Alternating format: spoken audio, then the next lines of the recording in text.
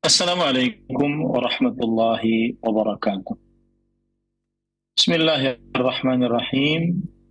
Innal hamdalillah nahmaduhu wa nasta'inuhu wa nastaghfiruh wa na'udzu billahi min shururi anfusina wa sayyiati a'malina. Man yahdihillahu fala mudilla lahu wa man yudlil fala hadiya lahu. Wa ashhadu an la ilaha illallah wahdahu la syarika lahu wa ashhadu anna Muhammadan abduhu wa rasuluh. يا أيها الذين آمنوا اتقوا الله حق تقاته ولا تموتن إلا وأنتم مسلمون.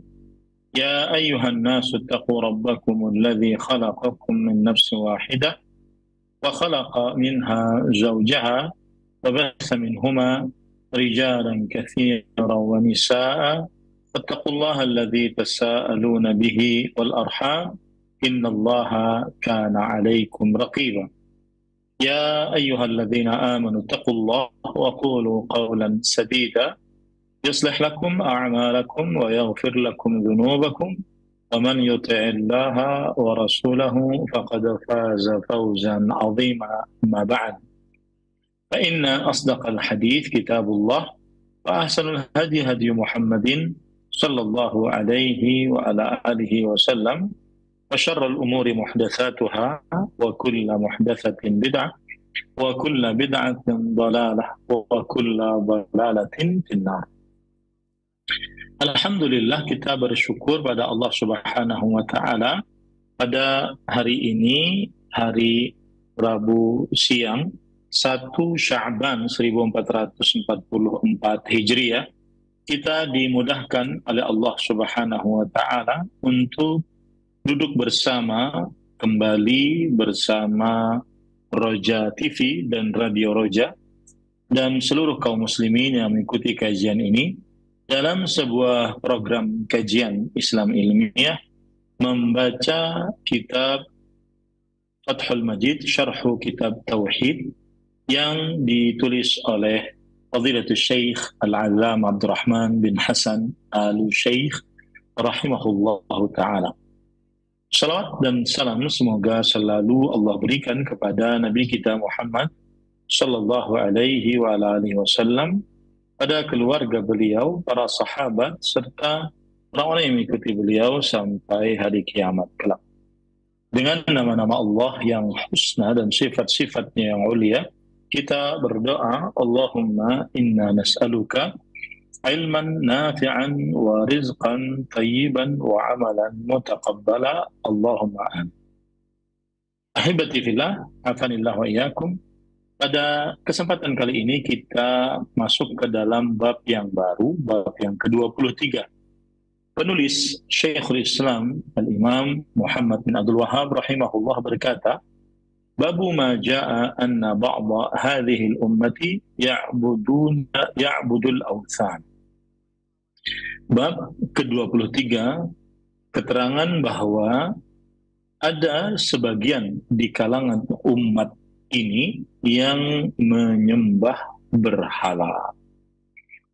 Maksud dari bab ini adalah bahwa akan terjadi kesyirikan di tengah umat Islam setelah wafatnya Nabi Muhammad SAW dengan penyembahan terhadap berhala.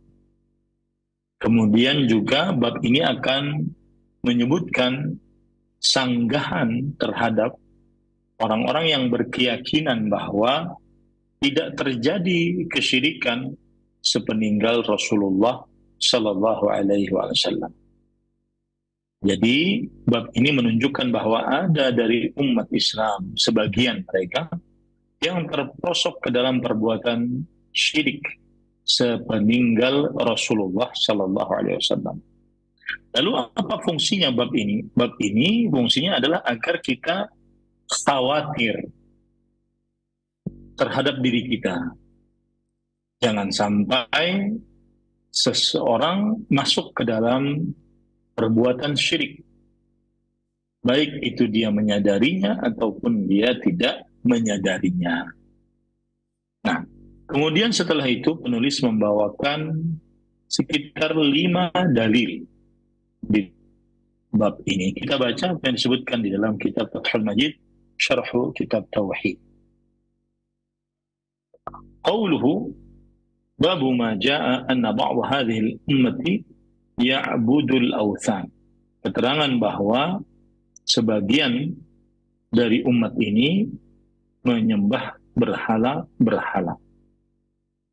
Dalil yang pertama yang dibawakan oleh penulis Syekhul Islam Al-Imam Muhammad bin Abdul Wahhab rahimahullah, surat An-Nisa ayat 51. Wa qawluhu ta'ala alam tara ila alladhina utu nasiban minal kitab yu'minuna bil jibti wat taghut wa yaquluna lil ladzina kafaru haula'i ahda minal ladzina amanu sabila. Yang artinya, dan firman Allah Subhanahu wa taala, apakah kamu tidak memperhatikan orang-orang yang diberi bagian dari Alkitab? Mereka percaya kepada jibt dan taghut. Di dalam kitab asli bahasa Arabnya cuma sampai di situ, ya. Akan tetapi di dalam kitab Fathul Majid maka ditambahkan sampai akhir ayat, yaitu apakah kamu tidak memperhatikan orang-orang yang diberi bagian dari Alkitab? Mereka percaya kepada jibt dan taghut, dan mereka mengatakan kepada orang-orang kafir, yaitu musyrik Mekah, bahwa mereka itu lebih benar jalannya dari orang-orang beriman. Baik. Kita baca apa yang disebutkan di dalam kitab Fathul Majid. Penulis kitab Fathul Majid Syekh Abdurrahman bin Hasan Al-Syekh rahimahullah berkata, al-wathanu yutlaqu ala ma qasada bi naw'in min anwa'il ibadati min dunillah min al-quburi wal mashahidi wa ghairiha. Biqauli al-Khalil alaihi salam, innama ta'buduna min dunillahi awthanan wa takhluquna ifkan. Karena di dalam bab tadi disebutkan ya'budul awthan, menyembah awthan, dan awthan adalah jamak dari wathan. Dan wathan jika disebutkan atas apa yang dimaksudkan dari macam-macam ibadah kepada selain Allah. Jadi wathan adalah ibadah yang diniatkan kepada selain Allah. Selain Allah di sini apa? Kubur, seperti kuburan, atau masyahid, atau tempat-tempat yang diziarahi, dan selainnya. Hal ini berdasarkan ucapan Nabiullah Ibrahim, sang kekasih Allah alaihi salatu wassalam, bahwa beliau berkata, sesungguhnya yang kalian sembah dari selain Allah hanyalah awthan. Awthan adalah berhala-berhala. Dan kalian menciptakan kedustaan. Ya, wa takhluquna ifkan. Dan kalian menciptakan atau membuat dusta. Nah, ini ahibati fillah, afanillah wa iyyakum, kaum muslimin yang saya cintai karena Allah, semoga Allah Subhanahu wa taala selalu memberikan afiat kepada kita di dunia dan di akhirat. Jadi berhala yang dimaksud adalah wathan, yaitu berhala yang tidak menyerupai makhluk hidup, seperti kuburan-kuburan yang diibadahi ataupun tempat-tempat ziarah yang diibadahi selain Allah Subhanahu wa ta'ala. Nah, kemudian wa ma'a qawlihi na'budu asnaman fanadhallu laha akifin, dan juga berdasarkan perkataan Nabiullah Ibrahim alaihi salam, yaitu di dalam surat As-Saffat ayat 95. Mereka mengatakan, kami beribadah kepada berhala-berhala dan kami masih saja beriktikaf untuknya. Di sini ada kata-kata asnam. Ada kata-kata asnam. Ya, asnam juga diterjemahkan dalam bahasa Indonesia berhala. Kemudian penulis mengatakan wa qaulihi ata'buduna ma tanhitun. Apakah kalian beribadah kepada apa yang kalian pahat? Kemudian penulis mengatakan fabidzalika yu'lam anna al-wathana yutlaqu 'ala al-asnam wa ghairiha mimma 'ubida min dunillah kama taqaddama fil hadits. Dengan ini semua diketahui bahwa yang namanya wathan jika disebutkan maka salah satu maksudnya adalah al-asnam, yaitu berhala rupai makhluk hidup. Dan selain daripada itu, dari apa saja yang diibadahi dari selain Allah Subhanahu wa taala sebagaimana yang telah disebutkan sebelumnya dalam hadis. Jadi di sini ada dua kata, wathan dan ada sanam. Wathan berhala yang tidak menyerupai makhluk hidup. Apa saja yang diibadahi selain Allah yang tidak menyerupai makhluk hidup, itu disebut dengan wathan. Dan bisa juga ada namanya sanam. Sanam adalah berhala yang menyerupai makhluk hidup.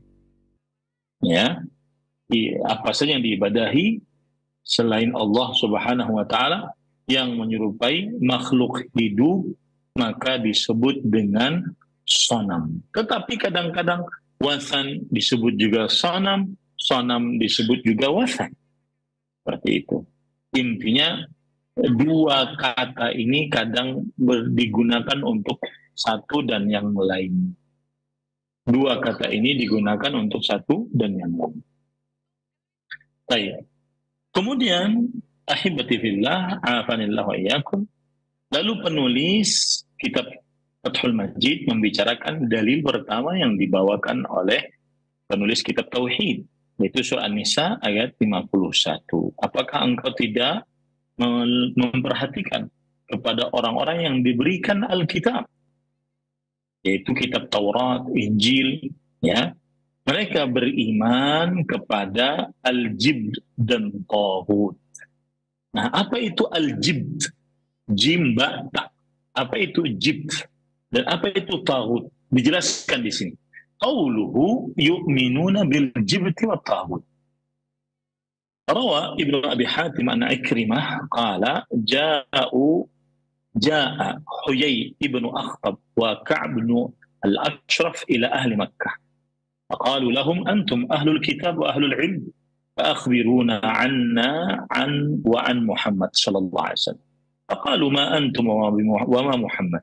فقالوا نحن نصل الأرحام وننحر القوماء ونسقي الماء على اللبن ونفك العناه ونسقي الحجيج ومحمد صنبور قطع أرحامنا واتبعه سراق الحجيج ومن غفار فنحن خير أم هو.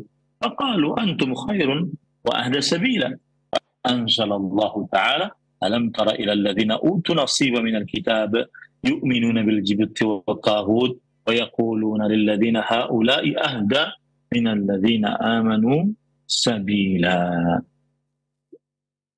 Artinya, jadi di sini penulis ingin menjelaskan kepada kita tentang makna ayat ini, atau lebih tepatnya lebih tepatnya sebab turunnya ayat ini, ya, sebab turunnya ayat ini. Baik, para ikhwah yang dirahmati oleh Allah Subhanahu wa taala, kita lihat apa yang disebutkan, diriwayatkan oleh Imam Ibnu Abi Hatim dari Ikrimah. Ikrimah rahimahullah, seorang ulama salaf, berkata, datang Huyay bin Akhtab dan Ka'ab bin Al-Ashraf. Huyai bin Akhtab dan Ka'ab Al-Ashraf adalah musuh Nabi Muhammad sallallahu alaihi wasallam. Ya.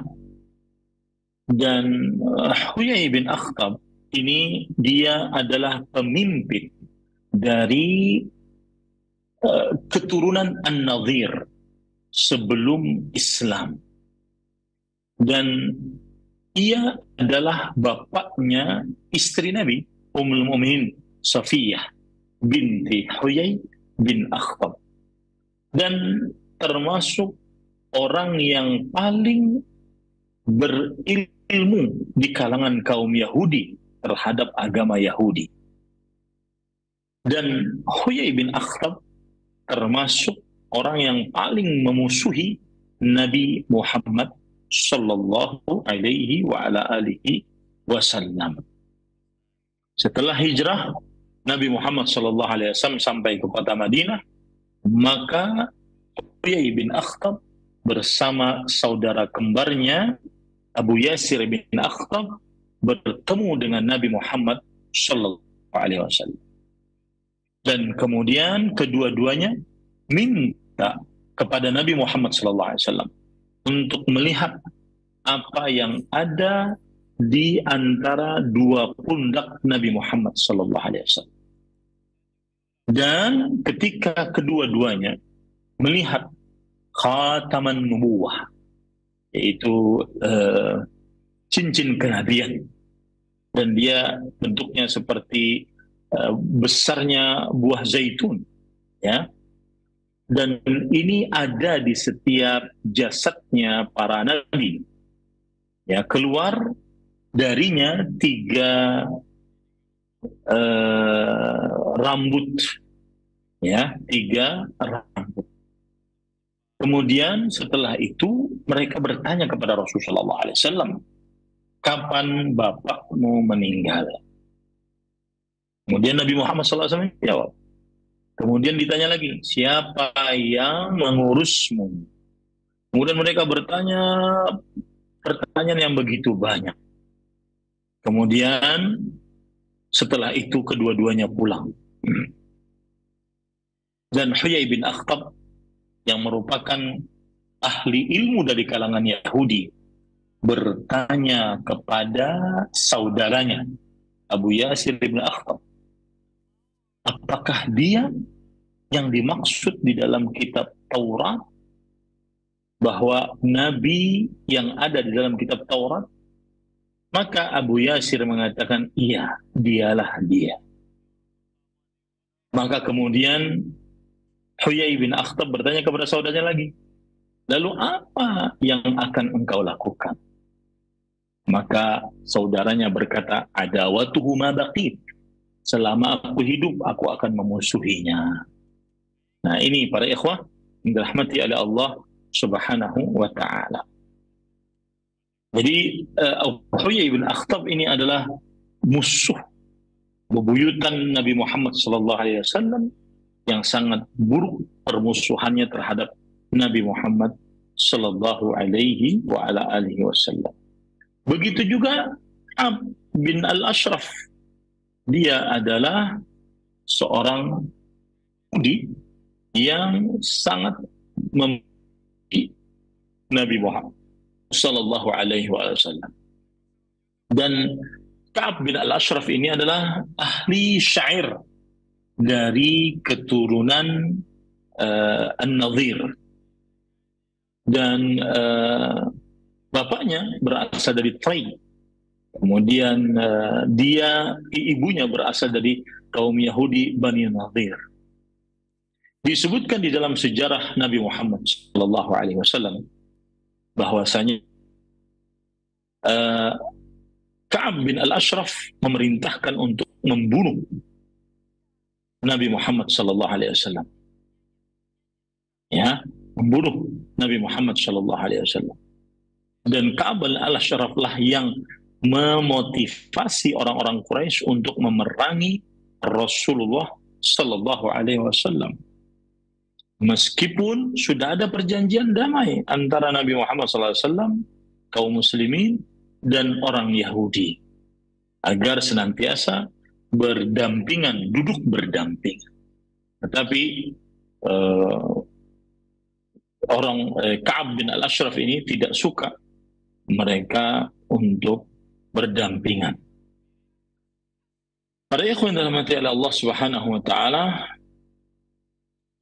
dan yang jelas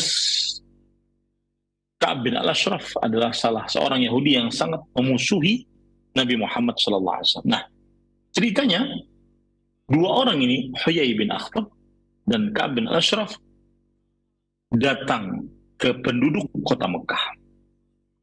Lalu kedua-duanya berkata, lalu penduduk kota Mekah berkata, kalian ahlul kitab, kalian yang diberikan Alkitab, kalian orang yang berilmu. Kata penduduk kota Mekah kepada Huyai bin Akhtab dan Ka'ab bin Al-Ashraf, beritahukanlah kepada kami, sebenarnya kami ini bagaimana, dan sebenarnya Nabi Muhammad SAW itu bagaimana, mana yang benar, begitu ya maksudnya. Maka lalu kedua-duanya berkata, ada apa dengan kalian dan bagaimana Muhammad SAW? Lalu penduduk kota Mekah menjawab, nah kita menyambung hubungan rahim dan kita menyembelih kurban ataupun hewan untuk orang-orang yang kita muliakan. Kita memerah susu untuk dibagikan, dan kita menolong orang-orang yang kesusahan, dan kita memberikan minum kepada para jamaah haji. Sedangkan yang namanya Muhammad Sallallahu Alaihi Wasallam ini sumbur, ya. Sumbur artinya adalah tidak ada keturunan, orang mandul. Nah, itu maksudnya. Nabi Muhammad SAW sumbur, tidak ada keturunan, orang yang mandul. Dia memutus hubungan rahim di antara kita, dan dia mengikuti para pencuri jamaah haji dari Ghifar. Maka mana yang lebih baik? Kita penduduk kota Mekah atau dia Muhammad Sallallahu Alaihi Wasallam? Maka Huyai bin Akhtab dan juga Ka'ab bin Al-Ashraf mengatakan, kalian lebih baik dan jalan kalian lebih mendapat petunjuk. Maka turunlah ayat ini, yang mana Allah berfirman, apakah engkau tidak memperhatikan orang yang diberikan ahli kitab? Mereka beriman kepada Jibt dan Taghut. Dan mereka mengatakan untuk orang-orang yang kafir, yaitu orang-orang musyrik Arab, Quraisy, apakah kalian lebih mendapat petunjuk daripada kalian adalah orang-orang yang lebih mendapat petunjuk daripada orang-orang yang beriman. Nah, kemudian penulis kitab Fathul Majid mengatakan, wa fi musnadi Ahmad an Ibnu Abbasin nahwuhu atau nahwihi. Dan di dalam Musnad Imam Ahmad juga diriwayatkan dari Abdullah bin Abbas radhiyallahu anhu. Kalau ini kan dari Ikrimah. Kemudian ini dari Abdullah bin Abbas, artinya hadisnya sahih gitu ya. Qala Umar bin Khattab radhiyallahu anhu, al-jibtu as-sihru wat-taghut asy-syaitan. Nah, kemudian penulis kitab Fathul Majid menyebutkan tentang pengertian jibt dan taghut. Al-jibt adalah sihir dan taghut adalah syaitan, menurut penafsiran dari Umar bin Khattab radhiyallahu anhu. Baik. Kemudian wa kadzalika qala Ibnu Abbas radhiyallahu anhuma wa Abu al-Aliyah wa Mujahidun wal Hasan wa ghairuhum rahimahumullah. Demikian pula dikatakan oleh Abdullah bin Abbas, Abu al-Aliyah, Imam Mujahid, Al-Hasan Al-Basri dan selain mereka. Wa an Ibnu Abbas radhiyallahu anhuma wa Ikrimah wa Abi Malik rahimahumallah, al-jibtu asy-syaitan zada Ibnu Abbas bil Habasyiyah. Dan diriwayatkan juga dari Abdullah bin Abbas dan Ikrimah dan Abu Malik bahwa yang namanya al-jibt, kan ayatnya tadi berbunyi begitu, wa yu'minuna bil jibt wat taghut, mereka beriman kepada al-jibt. Al-jibt adalah syaitan, ya, ditambahkan oleh Abdullah bin Abbas di Habasyiyah.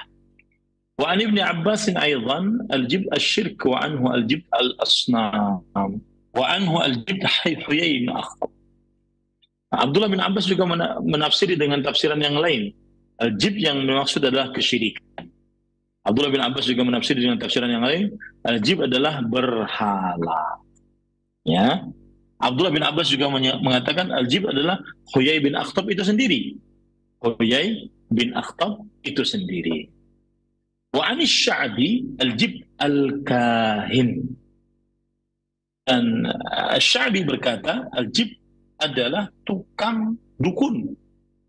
Wa an Mujahid, Imam Mujahid bin Jabal rahimahullah, al-jibt Ka'ab bin al-Ashraf. Ka'ab bin al-Ashraf. Qala al-Jauhari al-jibt kalimatun taqwa 'ala as-sanam wal kahin was-sahir wa nahwi dzalik. Sedangkan dari Imam al-Jauhari mengatakan bahwa al-jibt adalah sebuah kata yang menunjukkan kepada berhala, dukun, dan tukang sihir atau yang semisalnya.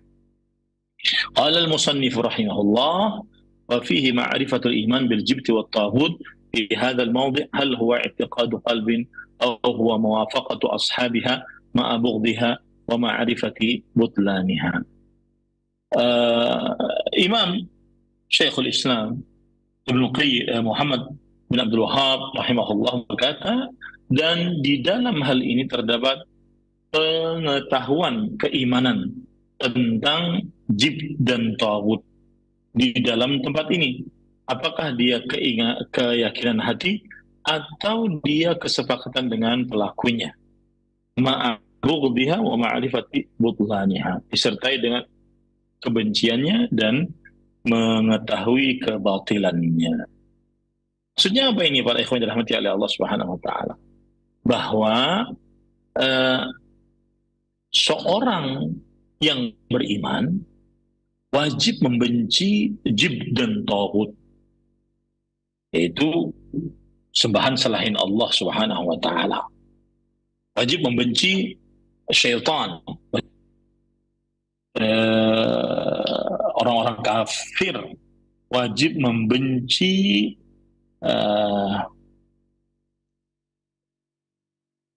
berhala dan seterusnya, ya.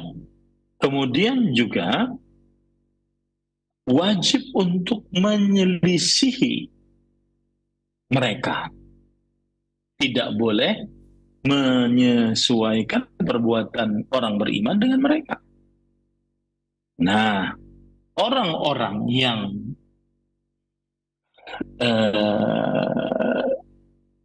kafir dari orang-orang musyrik Quraisy, mereka atau orang-orang Yahudi lebih tepatnya, orang-orang Yahudi Nasrani, mereka beriman kepada berhala, beribadah kepada berhala.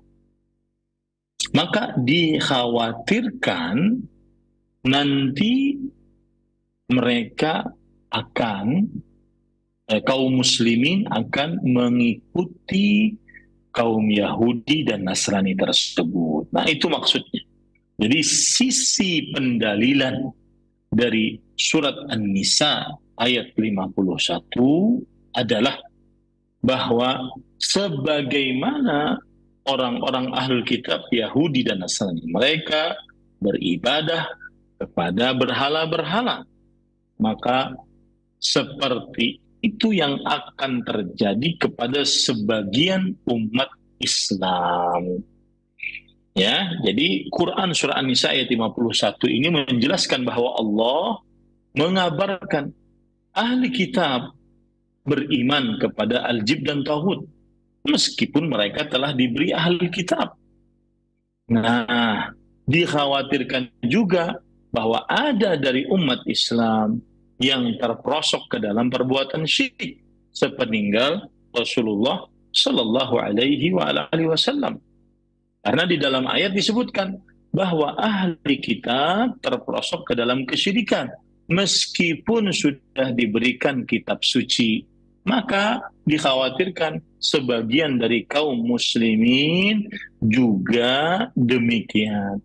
Meskipun sudah diutus Nabi Muhammad sallallahu alaihi wasallam, diberikan Alkitab, Al-Qur'an, Al-Karim, maka dikhawatirkan akan mengikuti orang-orang ahlul kitab, yaitu menyembah berhala-berhala.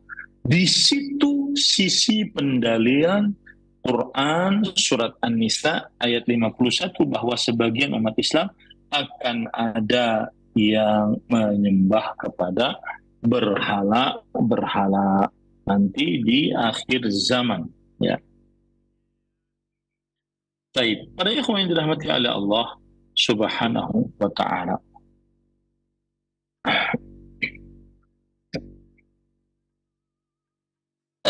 Kemudian dalil yang kedua yang dibawakan oleh penulis yaitu Quran surat Al-Maidah ayat 60. Wa qauluhu ta'ala qul hal unabbi'ukum bi syarri min dhalik mathubatan 'inda Allah man la'anahu Allah wa ghadiba 'alayhi wa ja'ala minhum al-qiradata wal khanazir wa 'abada at-taghut.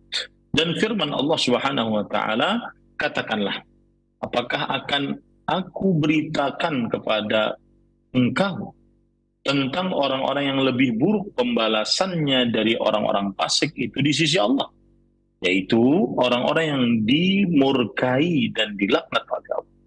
Di antara mereka ada yang dijadikan kera dan babi, dan orang yang menyembah taghut, beribadah kepada taghut. Nah, coba kita baca sekarang apa penjelasan di dalam kitab Fathul Majid, syarah kitab Tauhid pada dalil yang kedua ini. Qauluhu ta'ala qul hal nunabbiukum bi syarrin min dzalika mathubatan 'inda Allah man la'anahu Allah wa ghadiba 'alaihi wa ja'ala minhumul qiradata wal khanazir wa 'abada at-taghut.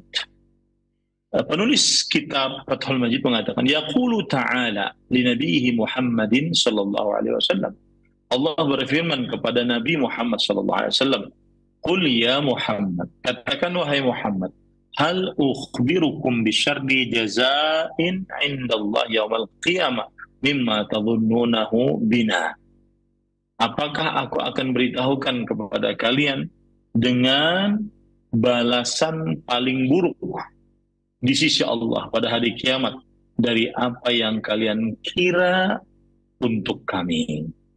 Wahum antum ayyuhal muttasifuna bihadhihi sifat al-mufassirah biqaulih. Dan kalianlah yang disifati dengan sifat yang disebutkan sebagai tafsirannya dengan firman-Nya, man la'anahullah, seorang yang dilaknat oleh Allah, ay ab'adahu min rahmatih. Dan maksud laknat adalah dijauhkan dari rahmatnya. Wa ghadiba alaih, ay ghadaban la yarda ba'dahu abadan, atau ia murka atasnya, yaitu murka yang tidak ridha setelahnya selamanya. Wa ja'ala minhumul qiradata wal khanazir. Allah menjadikan dari mereka kera dan babi-babi. Waqad qala Ats-Tsauri an Alqamah ibn Marthad an al-Mughirah bin Abdullah al-Yashkuri an al-Ma'mur an al-Ma'rur ibn Suwaid inna ibn Mas'ud radhiyallahu anhu qala su'ila Rasulullah sallallahu alaihi wa sallam anil qirad wal khanazir ahiya mimma masakha Allah faqala inna Allah lam yuhlik qauman aw qala lam yakhsakh qauman fayaj'ala lahum naslan wala aqiban wa innal qiradata wal khanazir kanat qabla dhalik. Berkata Imamul Muhaddithin Sufyan bin Mas'ud bin Sufyan bin Mas'ud Ats-Tsauri rahimahullah meriwayatkan dari Alqamah bin Marthad, dari Al-Mughirah bin Abdullah al-Yashkuri, dari Al-Ma'rur bin Suwaid bahwa Abdullah bin Mas'ud radhiyallahu anhu berkata, Rasulullah SAW ditanya tentang kerak-kerak dan babi-babi. Apakah ia dari apa yang Allah rubah bentuknya? Kemudian Nabi Muhammad SAW menjawab, sesungguhnya Allah tidak menghancurkan suatu kaum. Atau beliau juga berkata, sesungguhnya Allah tidak merubah suatu kaum. Maka Allah menjadikan untuk mereka keturunan dan orang-orang setelahnya. Dan sesungguhnya kera-kera dan babi-babi ada sebelum hal itu. Hadis riwayat Muslim. Nah, ini menunjukkan para ikhwan yang dirahmati oleh Allah Subhanahu wa ta'ala bahwa kera dan babi-babi ini adalah makhluk-makhluk yang ada sebelum manusia, ya, sebelum manusia.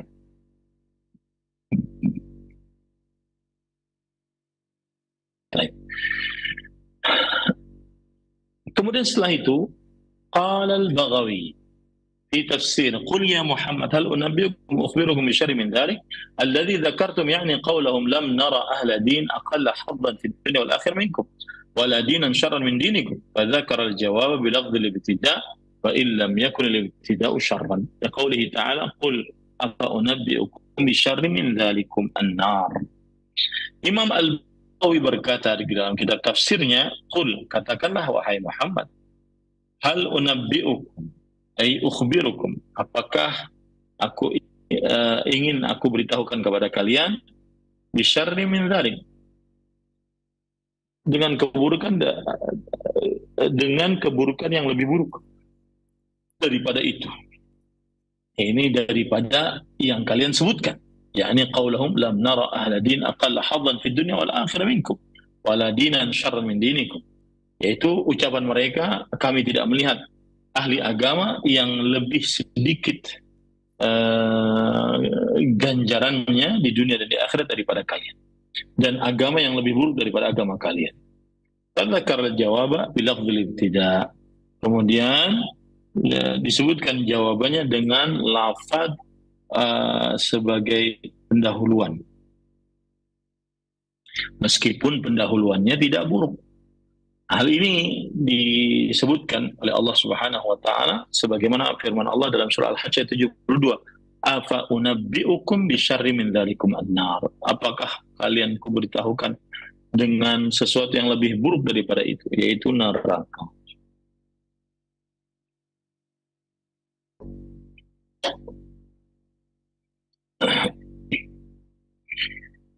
Qauluhu masubatan sawaban wa jazaan, yaitu pahala dan ganjaran.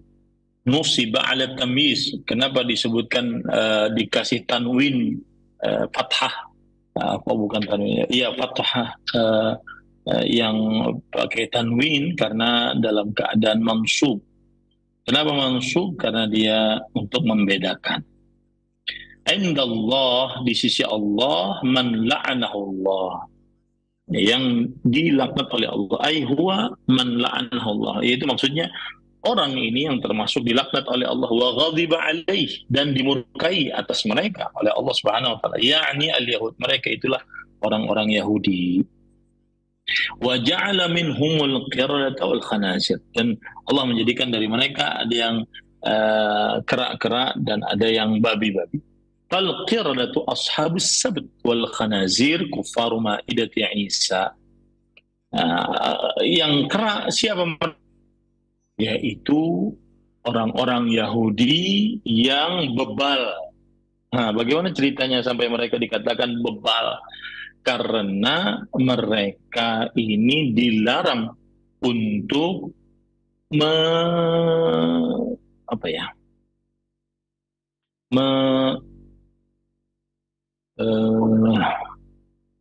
memancing, ya, memancing ikan di hari Sabtu. Tapi mereka menggunakan hial, tipuan. Mereka letakkan jala di hari Jumat agar nanti dari Ahad bisa mereka ambil, dan hari Sabtu mereka tidak menggunakan itu untuk memancing. Nah, ini mereka ini karena penuh dengan tipu daya, maka dirubah oleh Allah Subhanahu wa taala sebagai qiradah, yaitu kera karena tipu daya yang sangat buruk, ya. Para ikhwan yang dirahmati oleh Allah Subhanahu wa taala. Wal khanazir, dan juga babi-babi. Siapa mereka ini? Orang-orang kafir yang tidak percaya kepada makanan yang turun dari langit untuk Nabi Isa alaihi salam. Nah, itu dia. Wa an Ali bin Abi Talhah an Ibn Abbas radhiyallahu anhuma annal musakhina kilahuma min ashabis sab'ah fashababuhum musikhu qiradah wa syuyukhuhum musikhu khanazir. Artinya dari Ali bin Abi Talhah meriwayatkan dari Ibnu Abbas, ahli tafsir di generasi sahabat, bahwa orang-orang yang dirubah jadi kera dan babi ini kedua-duanya adalah orang-orang yang tadi melakukan tipu daya dalam perihal memancing di hari Sabtu. Dilarang sebagai ujian dari Allah, dilarang untuk mancing hari Sabtu. Mereka menggunakan akal busuk mereka, akal licik mereka. Mereka tebar jala di hari Jumat dan mereka ambil ikan tersebut di hari Ahad.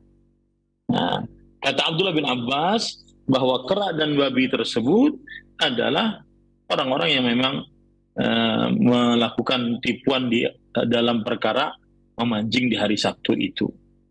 Maka pemudanya dirubah bentuknya dari kera, sedangkan orang tuanya dirubah bentuknya menjadi babi.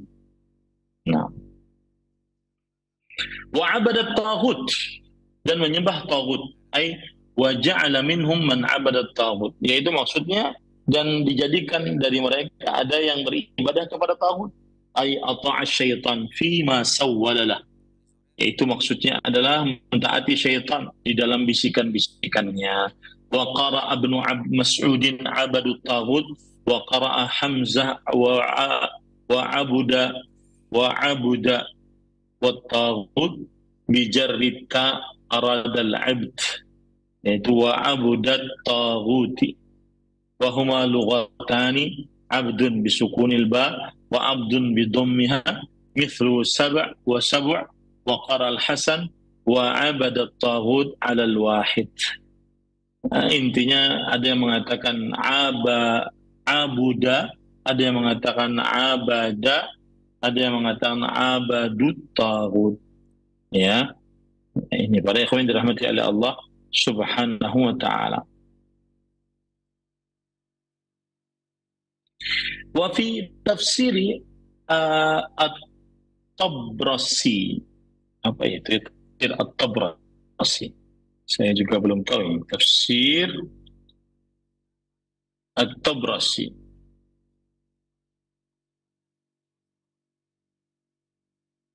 Baik. Para ikhwan yang dirahmati oleh Allah Subhanahu wa taala,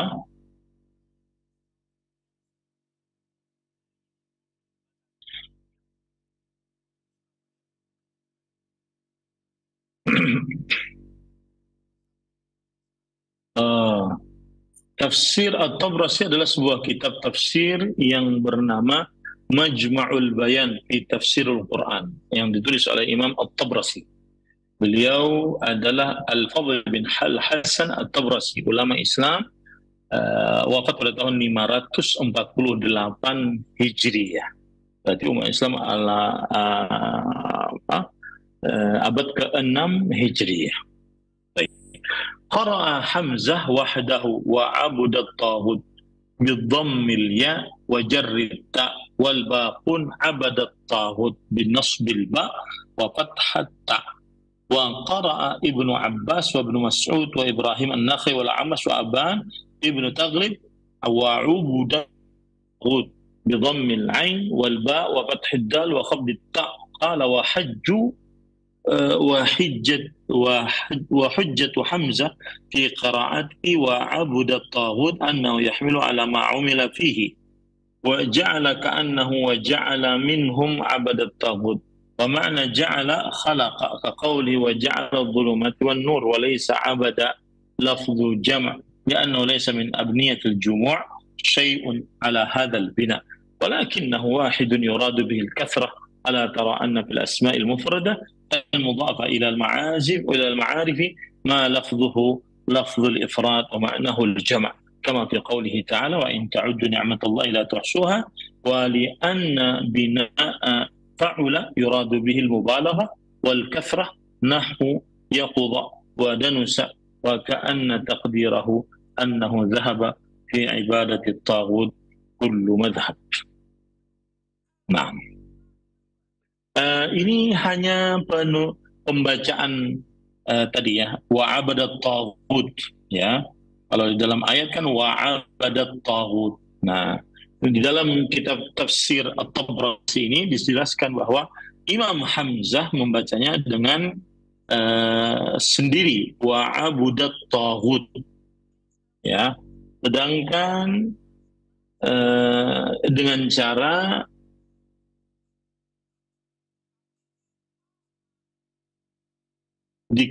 baknya dikasih dhammah, kemudian taknya dikasih kasrah. Sedangkan imam-imam ahli baca Al-Quran yang lain membaca wa'abadat taghut ya, dengan baknya dikasih fathah, kemudian taknya juga dikasih fathah wa'abadat taghuta.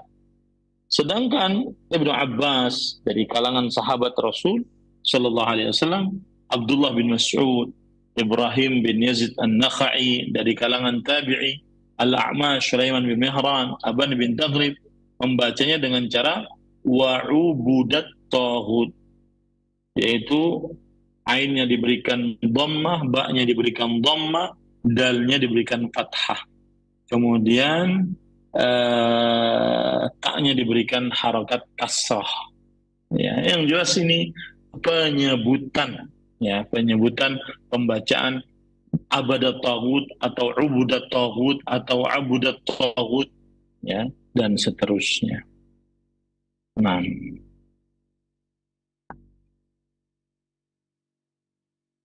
baik. Kemudian para ikhwan yang dirahmati oleh Allah Subhanahu wa taala,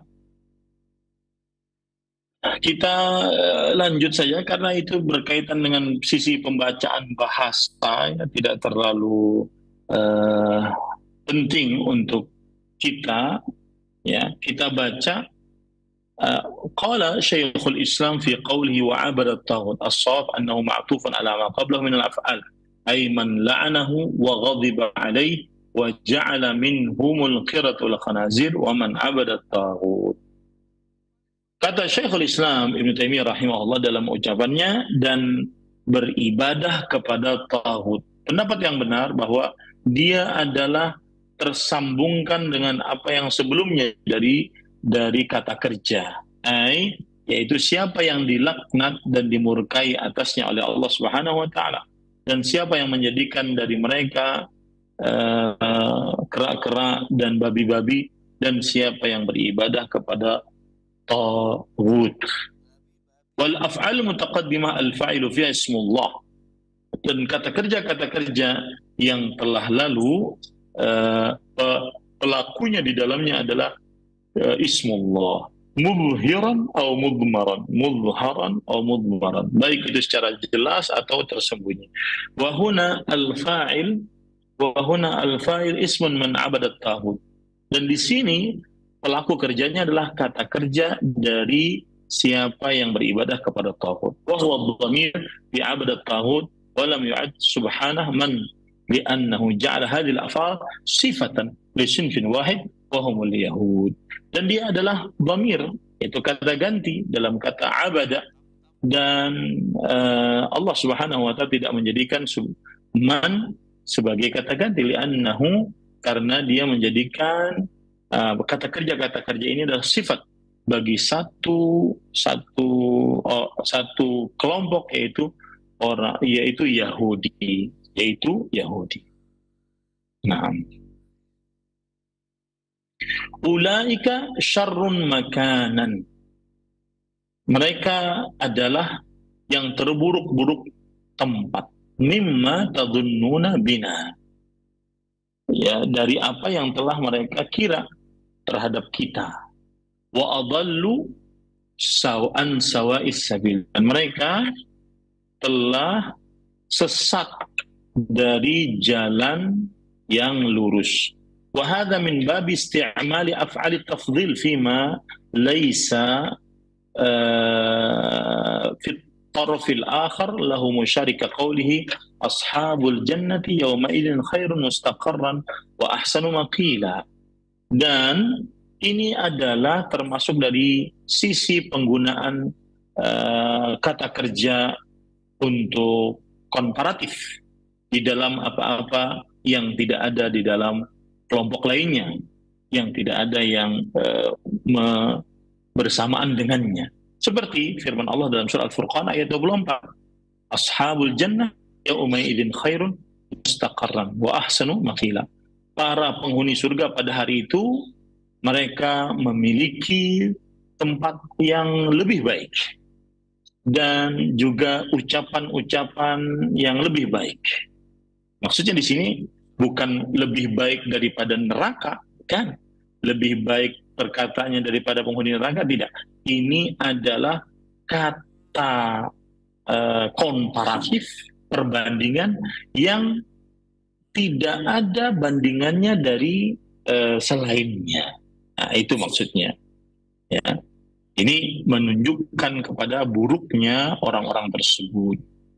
Itu orang-orang Yahudi yang mana mereka ini adalah orang-orang yang sangat buruk ganjarannya di sisi Allah. Tidak ada yang lebih buruk daripada mereka. Mereka ini disebutkan tadi, yaitu sangat buruk tempatnya. Tidak ada yang lebih buruk daripada mereka. Itu maksudnya. Mereka tersesat, paling sesat dari jalan yang lurus. Tidak ada yang lebih sesat daripada mereka. Nah, jadi ringkasannya dalil yang kedua ini maksudnya adalah Allah menjelaskan kepada Nabi Muhammad SAW agar mengatakan kepada ahlul kitab, apakah mereka mau diberitahukan tentang orang-orang yang lebih buruk pembalasannya daripada orang-orang fasik, daripada orang-orang yang dilaknat oleh Allah, dimurkai oleh Allah. Bahkan di antara mereka ada yang dijadikan kera dan babi. Dalam menunjukkan bahwa ada dari umat Islam yang terperosok ke dalam perbuatan syirik sepeninggal Rasulullah SAW. Kenapa?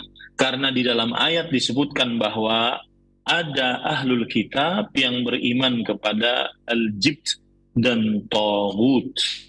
Maka sebagian umat Islam juga akan melakukan demikian. Karena Rasulullah SAW sudah mengabarkan bahwa sebagian umat Islam akan mengikuti kaum Yahudi dan Nasrani. Jadi sisi pendalilannya di situ ya, bahwa ahlul kitab terutama Yahudi dan Nasrani mereka akan beriman kepada jib dan taghut, tukang sihir, dukun, berhala-berhala, sembahan-sembahan selain Allah. Maka begitu juga umat Islam nanti akan ada yang beribadah kepada selain Allah, terperosok ke dalam kesyirikan.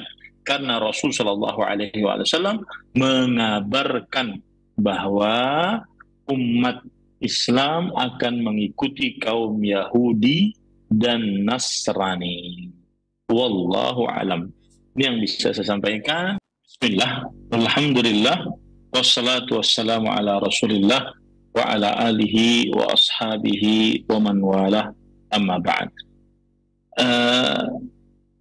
Apa yang dimaksud dengan berubah menjadi al-qiradah wal khanazir, yaitu berubah menjadi kera dan babi? Apakah memang benar-benar mereka ini dirubah bentuknya dari manusia menjadi kera dan babi. Kemudian apakah memang benar-benar mereka ini kemudian apa hikmah yang bisa diambil dari hal tersebut, ya? Apa hikmah yang bisa diambil dari hal tersebut?